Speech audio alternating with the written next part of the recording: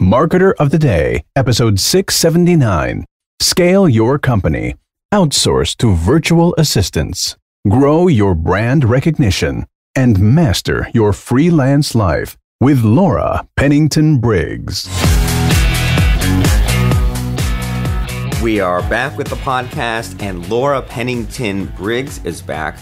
I have been seeing Laura in some of Amazon's audiobook marketing again and again. Laura is one of those people where you wonder how she even has time to sleep.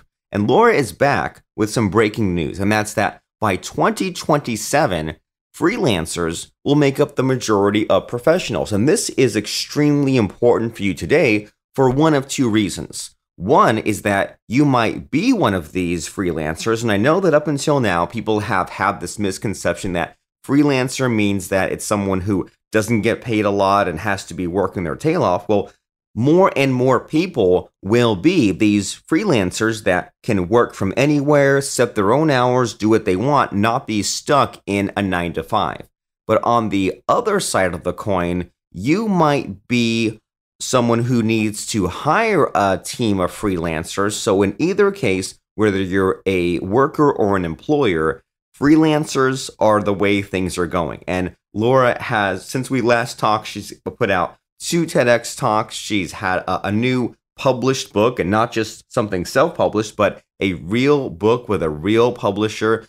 She's been putting out speaking gigs and workshops, and I will let Laura from sixfigurewritingsecrets.com and her past appearance, marketeroftheday.com/186, take it away and tell you what you need to know to scale your company, outsource to virtual assistants, grow your brand recognition, and if you're a freelancer, master your freelance life on that side of things. So, Laura, glad to have you back, and please tell us what we need to know about freelancing as a worker or an employer. Hey there, this is Laura Pennington Briggs. So excited to create this clip for the Marketer of the Day podcast. I enjoyed being on the podcast show a couple of years ago, and I'm thrilled to provide some updates about what I have been doing ever since. So when I last spoke to you all, I was working full-time as a freelance writer. I had left my job as an inner city teacher and was focusing full-time on my business, bringing in freelance clients, writing blogs, and website copy. So that is still a component of my business today, even though my company looks a little bit different. A couple of years ago, I started selling courses as well as one-on-one coaching.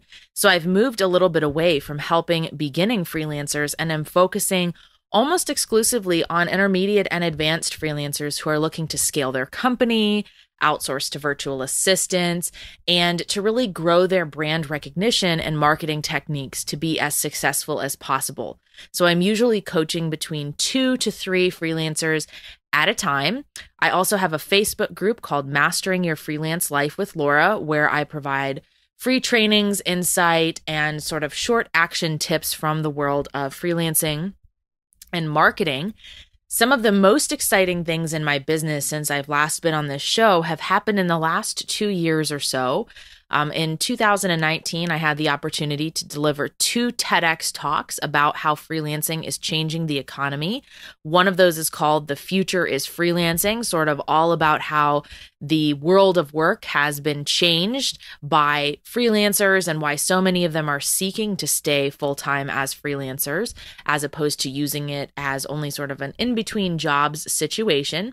My second TEDx talk in 2019 was at Georgia Tech. That's called Flip the Script, Empowering the Freelance Generation, talking all about how being a self-starter and seeking education outside of the traditional classroom can help to address the technical skills gap in the United States. So those are 2 of the speaking gigs that I've done. I've also been traveling all over the country doing speaking gigs and workshops, helping companies to work more effectively with freelancers and teaching freelancers how to do everything from negotiating to setting pricing to figuring out difficulties in contracts. And the most exciting thing that has happened is that I finally followed through on my lifelong goal of publishing a book. That idea started towards the end of 2017.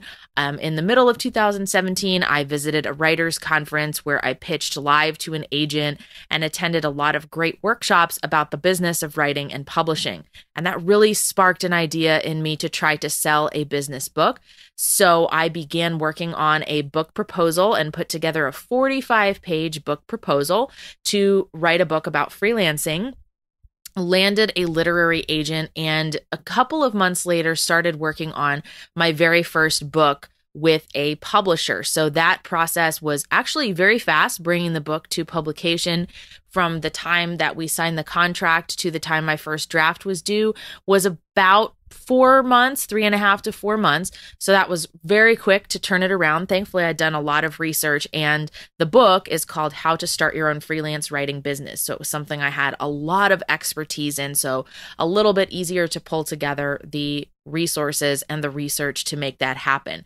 So as a result of that, I sort of adjusted my freelance business. I scaled a lot of my freelance clients down to about 10 to 15 hours a week because I was busy also working on that big writing project. And one of the things that I really took away from that experience is the writing of the actual book is definitely work, but where I put in the most work and the most hours was actually in marketing the book. So I developed a 6-month marketing plan that had a lot of different moving parts and pieces to it to try to help the book be as successful as possible.